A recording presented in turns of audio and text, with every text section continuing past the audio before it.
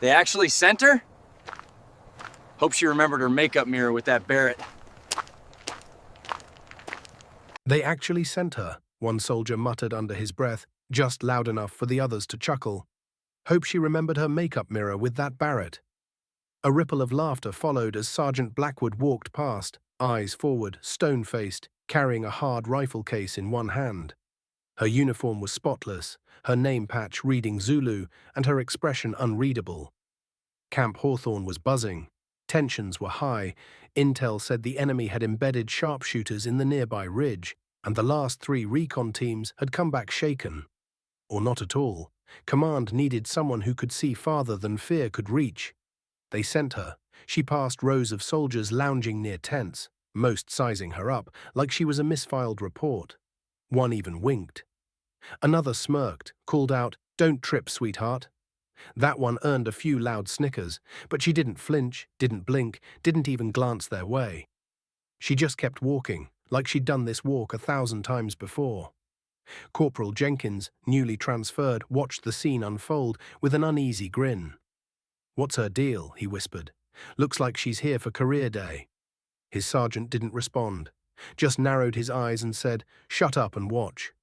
Inside the briefing tent, Blackwood unlatched the Barrett case and assembled the .50 caliber like it was muscle memory.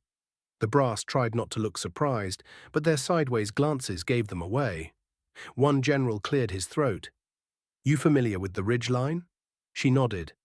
"Wind shifts northeast past 1,800. Heat shimmer hits hard after 1,100 hours. I'll take my shot at 9:20, a lieutenant blinked. "You're not even gonna scout?" She looked at him like he'd asked her how to tie her shoes. "I already did. From the sat map. And my memory."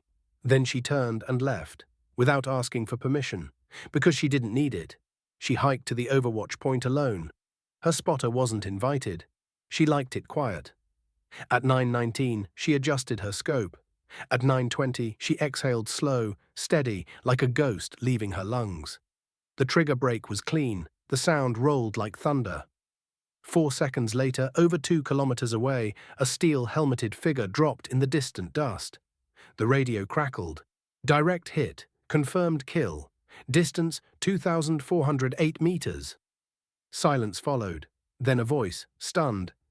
"Wait. 2,408? That's beyond the record."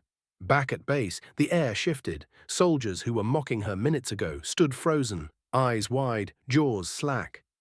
Someone whispered, "That can't be right." Another asked, "What badge is that on her chest?" Blackwood walked back into camp the same way she left. Silent, steady, untouchable. But this time, the smirks were gone. One soldier, the one who called her sweetheart, actually stepped aside, muttering, "Ma'am." She dropped the rifle case onto a table near the debrief tent. That's when someone noticed the patch on her sleeve they hadn't bothered to look at earlier. International Sniper School graduate.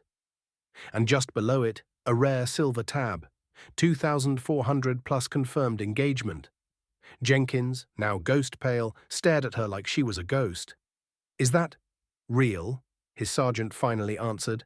"That's not just real." That's history word spread fast. By nightfall, half the camp had heard the story. By morning, the rest had seen the footage. Command had released the thermal drone view. One shot, one drop. From over 1.5 miles away, in full desert wind. But what hit harder than the shot was her story. 10 years ago, she'd been denied sniper school 3 times, told she was too small, not combat-suited, and a better fit for support roles. So she trained in silence, carried weights till her bones ached, memorized ballistics equations till she could calculate Coriolis drift in her sleep. She volunteered for deployments no one wanted, and in Afghanistan, when her squad's sniper went down, she picked up his rifle and never gave it back. Her first confirmed kill was at 1,100 meters, her second 1,900. By the time she passed sniper school on her 4th try, she'd already done what most of her instructors never had. But she didn't brag, didn't boast. She let the scope speak for her. And now, Camp Hawthorne would never forget her name. That night, she ate alone, as always, but this time a quiet line of soldiers formed near her table. One by one they approached, not to joke, but to thank her, to shake her hand, to apologize. Even the loudmouth from earlier stood before her, eyes down. "I was out of line. You saved lives today."